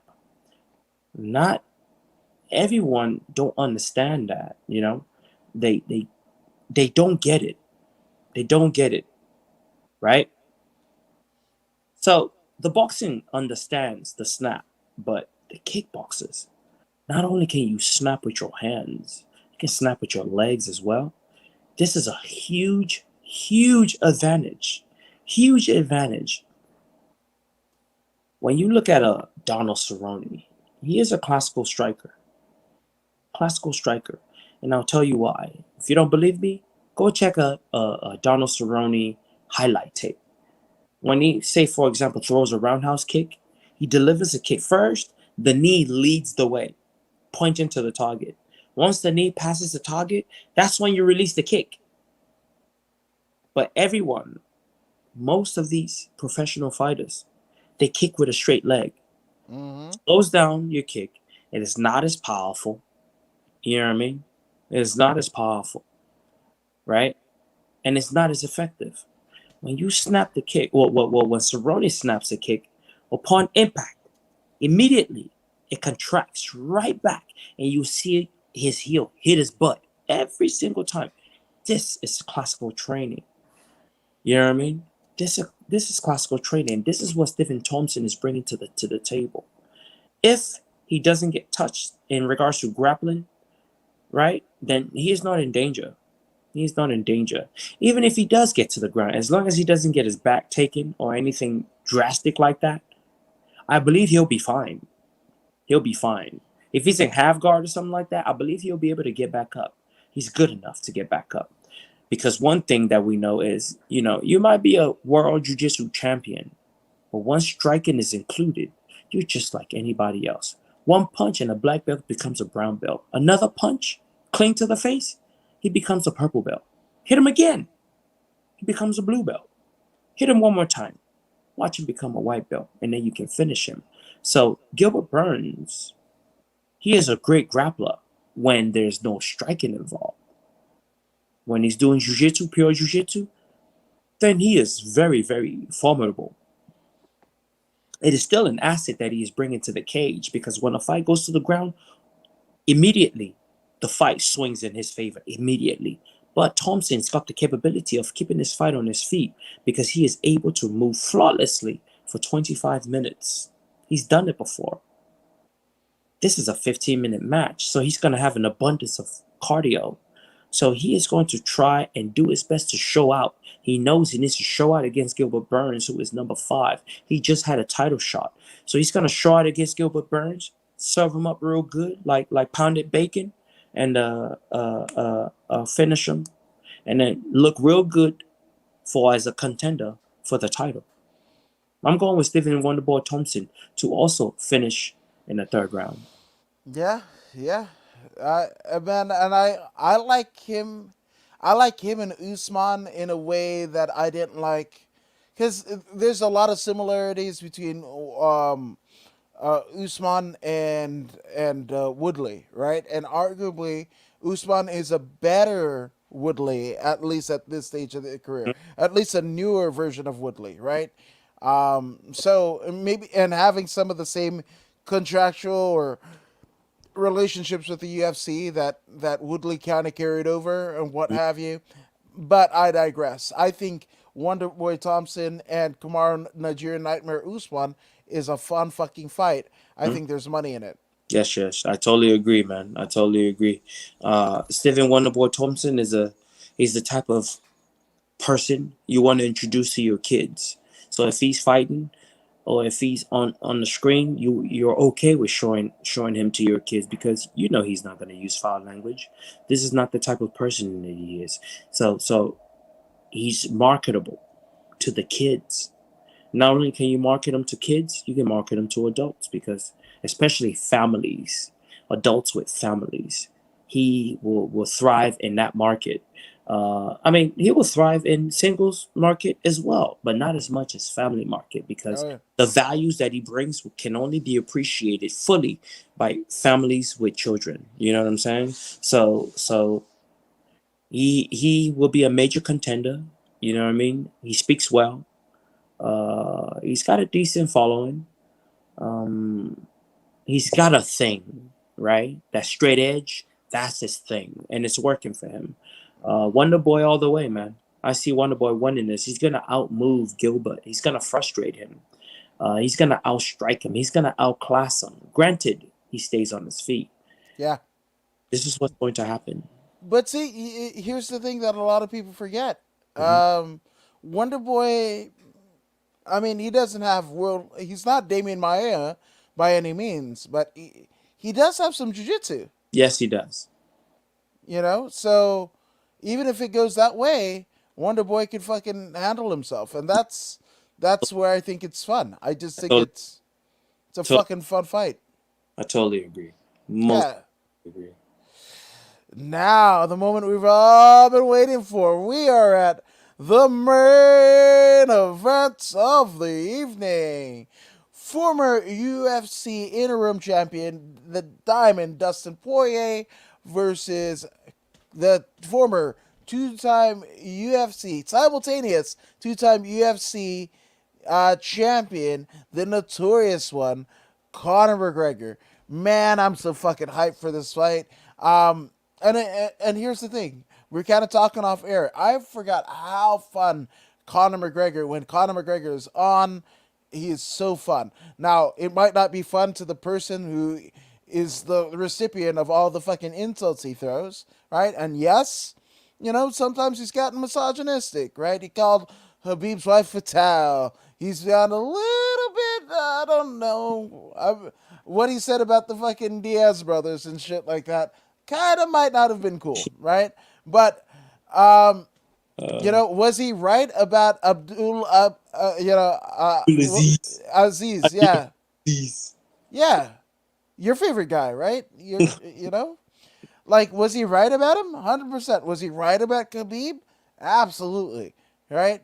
Khabib is fucking with that Chechnyan asshole that murders the gays and everything. Like, just you don't like him, he murders you, right? So, that being said, okay, fuck. Diamond Dustin Poirier, or Dustin Diamond Poirier, right? He fucking got his, like his shorts in a wad because Connor didn't donate to the charity. But here's the thing: you assumed when I showed my wife that clip, he's like, he assumed that he was just gonna fucking, donate. He was earmarked. This is somebody who made a shit ton of money for the last fight, and you're like, you're getting butthurt because Connor didn't whatever. Connor saved your fucking life. The reason why you're not doing the title yet again, right? You were quoted this week in saying, taking a title fight is 1/8 of the salary that you would command for this last fight with Conor McGregor, right?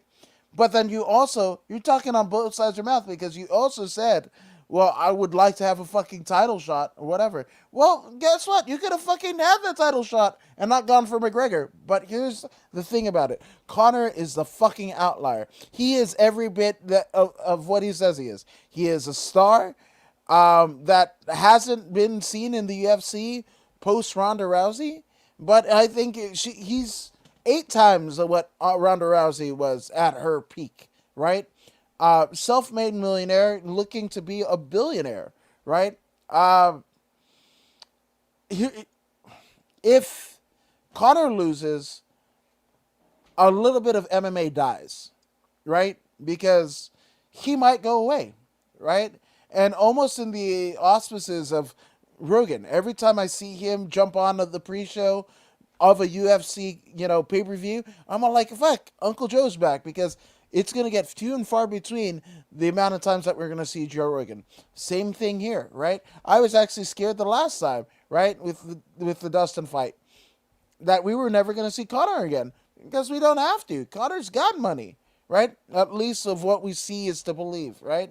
But everybody on this card, the reason why Sean O'Malley didn't want to fucking, get off of this card. The fact that he wanted to take another fight no matter who it was. You could have had the fucking Loch Ness Monster, the Yeti, the fucking, Michael Myers and whatever, and you would have signed him up because the payday is so fucking worth it to be on this card. Most indeed. Most indeed. So Connor is it, man. He's the greatest of all time, the greatest earning. He's the only fucking fighter on the fucking Forbes list from all of MMA. He, we should all alms bear to fucking Conor McGregor. Yes, I mean, I cannot argue with that. Look, you can hate all you want, come up with any excuse you want. It is what it is. The kid is nothing like the rest of them. It is what it is. Look, man, you cannot look at this from inside the box. When you look at it from inside the box, then all you see is the fight. And oh man, they're 1-1. They're 1-1. This is beyond that. This is how Dana White screws the fighters over and over and over again, because the fighters are stuck in the box.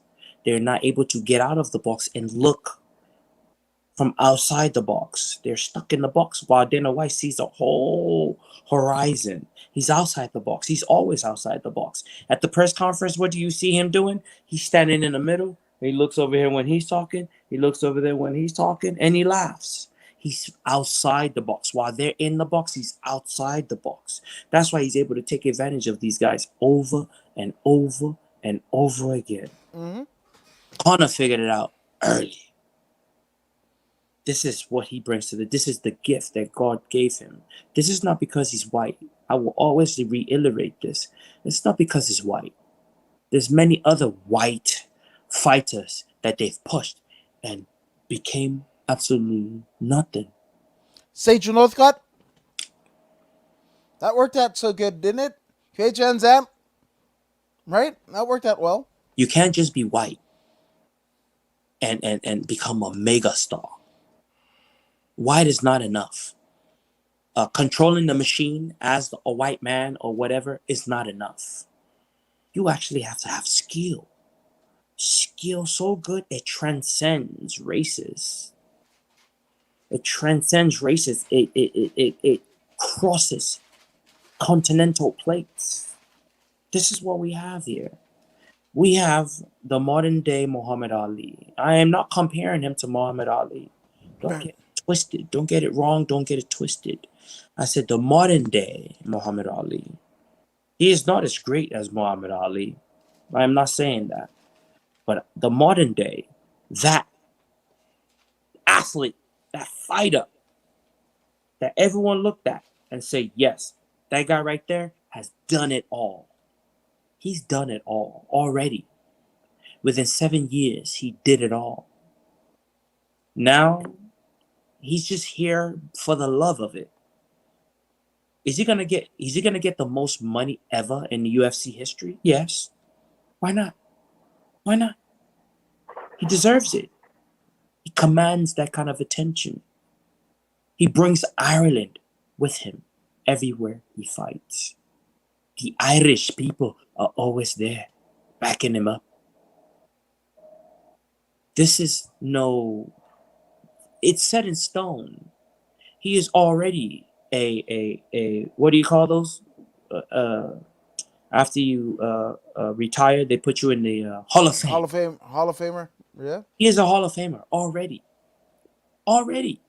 And he is just 30, 33 years old. 32 actually. 33 next week. There you go. There you go. He has accomplished everything that needs to be accomplished in this game already. Double champ at the same time.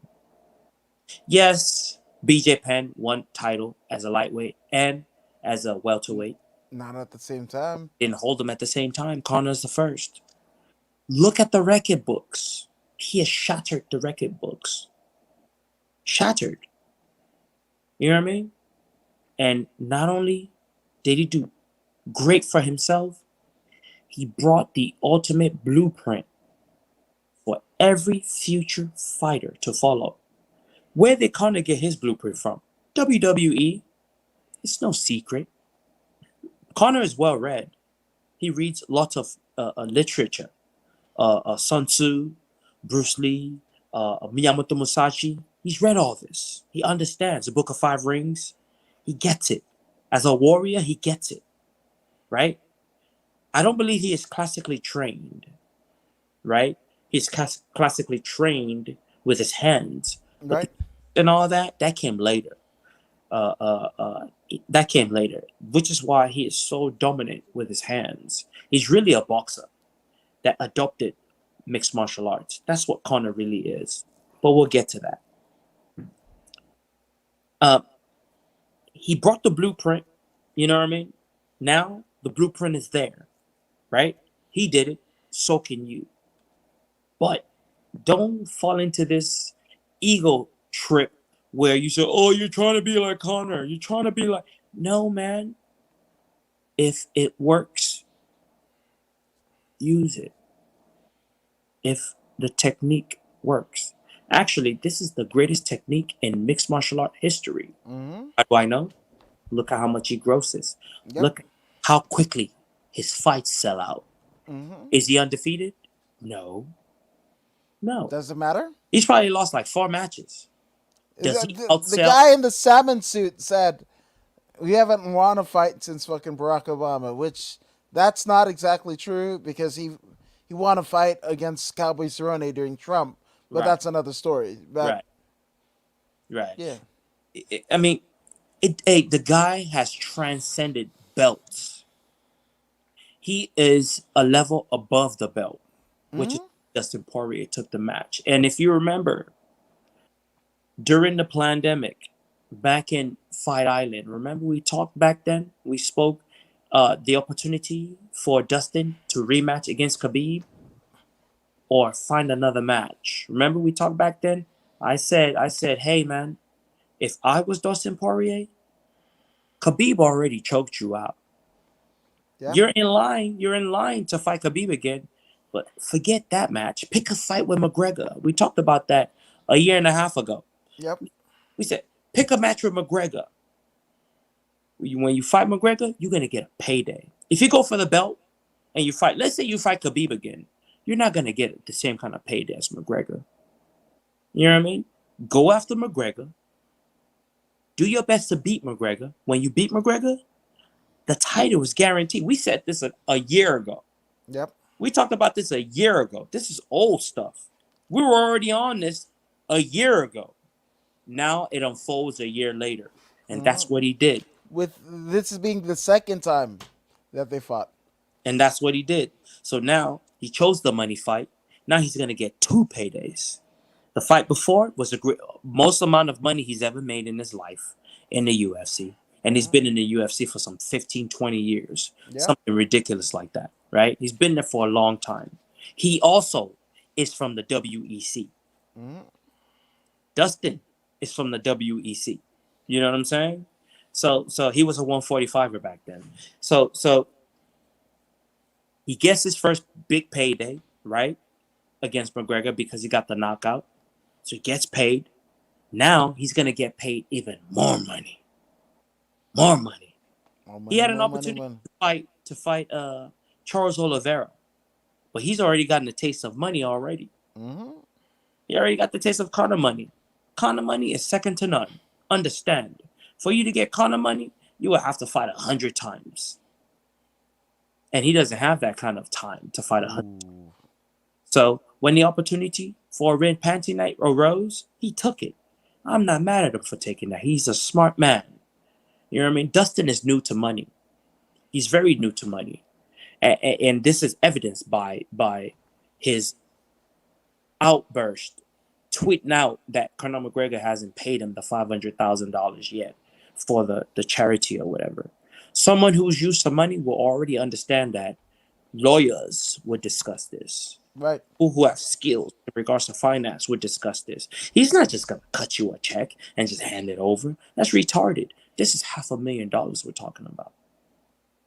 You don't even make $500,000 in your fights, Dustin. No. And you want him to just write a check for $500,000 and just hand it to you? Come on, bro. This has to go through the proper channel. The proper channel. And we're talking about lawyers. You know, even though he's donating it, it's a lot of money, man. It's a lot of money. A lot of money. We're talking about lawyers, professionals that's going to show him a detailed diagram of what the money is going to be used for before he spends it. You think he's just going to write you a check? So that right there let me know that Dustin is not the money. He's never seen real money, big money. You know what I'm saying? Because he didn't know how to conduct himself. Because if he did, he wouldn't have gone public with that tweet saying McGregor is this and that with the money, or like lagging with the money, he's not paying. That's already a given if you understand finance and economics. He didn't understand that. Let me know in big money. So that aside, Dustin is coming. Well, Conor knocked him out first. Dustin is coming off the rematch. He like from his words, he said, "I used the calf kick and it worked, so I kept doing it." He didn't really plan for the calf kick, according to him. Maybe he's lying. Whatever. It doesn't matter, right? He used the calf kick and it worked. He used wrestling and it worked, right? 2 things worked in the first match. Conor and his team understands what worked in the first match. Now it is Conor's job to make sure that Dustin does not get another takedown and does not land multiple calf kicks. If he can do that, Dustin goes down in 4. I like it. Yeah, the Kinger's in town. You better hope you're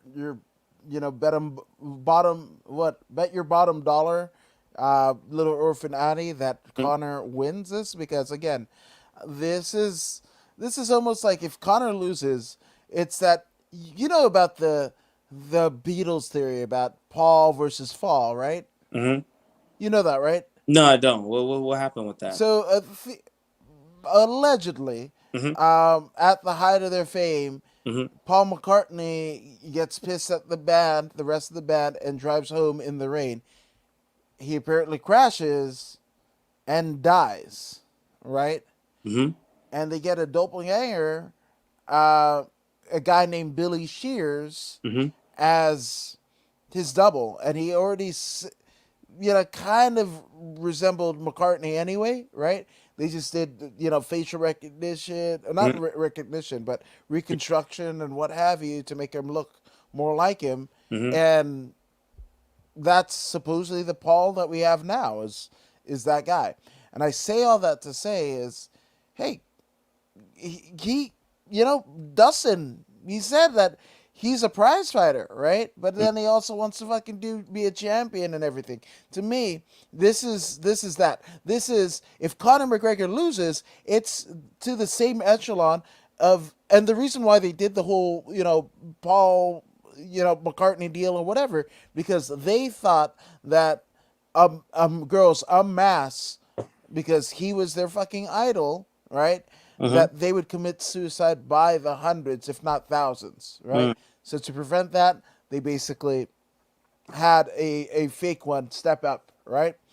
So it's very similar. MMA fans, especially the casual MMA fans, that are going to pay, anytime Connor fights $70 to $100 a month to watch him fight. Mm-hmm. All the bars that show the fight, at a premium, like all of that shit, right, is gonna cease if McGregor loses and he walks away from the sport.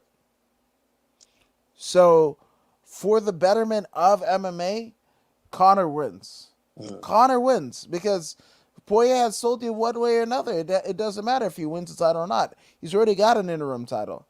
You know, he wants to do the best thing for his family, right? Best thing is fucking, McGregor. So you know, um, like I said, I think a lot of casuals are going to be fucking pissed. Possibly never watch the fucking UFC product again Mm-hmm. should Connor lose to this boring ass Poirier, right? And again, you want to talk about Poirier? Poirier is like, I'm the best in the world, da da da. And he might be in terms of fight acumen, right? But let's say Poirier wins. Poirier wins, and then the next fight, right? Him and Oliveira, presumably, right? For the title.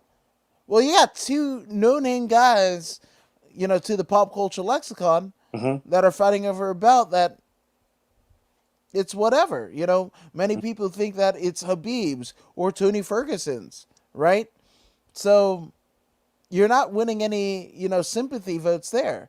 Mm-hmm. It's just a wild fucking time.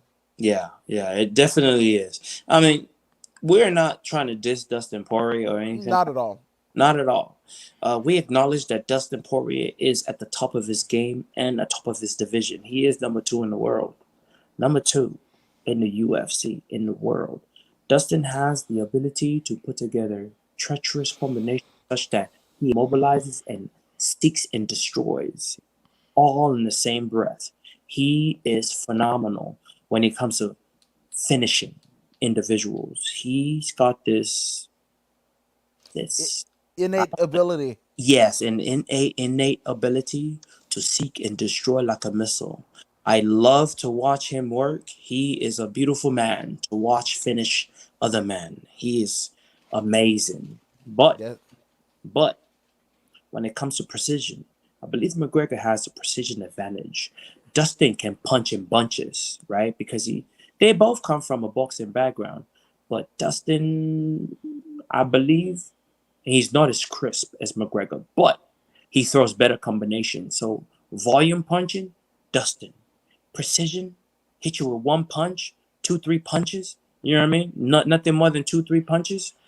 Connor, but they're significant, right? Dustin might land more, but Connor's gonna land the harder shots. If Connor's able to keep it on the feet, he can win by split decision. It's gonna be a tough fight because Dustin is no pushover. If he keeps it on his feet, it's gonna win by split decision. If it goes to the ground, depends on how quickly Connor can pop up because Dustin can easily steal the rounds if he's able to keep him down and hold him down and make it boring. Facts. Those are I am not. facts. I am not. I believe Dustin is going to do anything possible to beat this guy. I do not see Dustin going for a knockout. He will go for the knockout if it presents itself, but he will not put himself in danger to secure the knockout.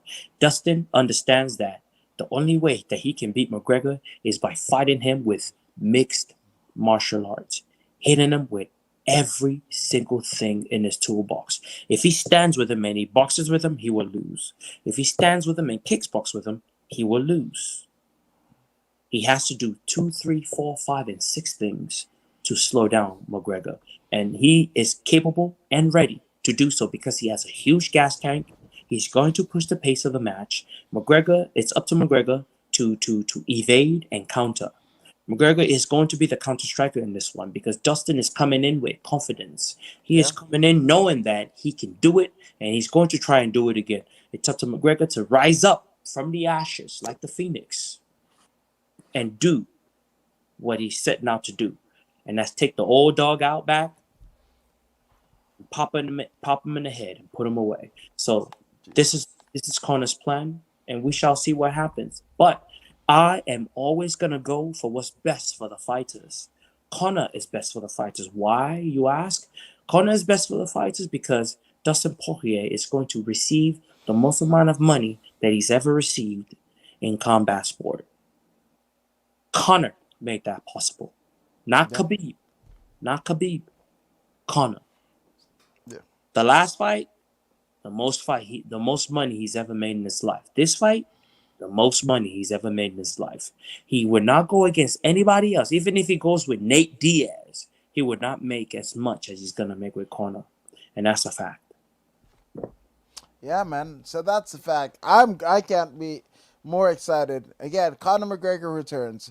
Hopefully they're not fucking coronating him already like they did with Ronda and have Ronda get her ass kicked by fucking Nunes. Hopefully it's not that. Hopefully it's exactly what he says he is.